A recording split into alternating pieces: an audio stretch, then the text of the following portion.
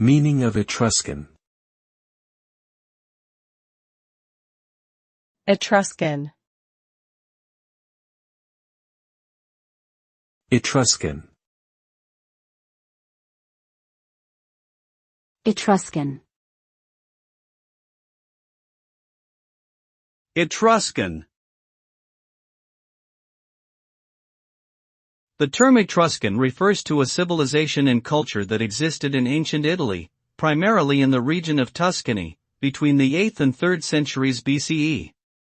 The Etruscans were known for their artistic achievements, such as pottery and metalwork, as well as their sophisticated hydraulic engineering and urban planning.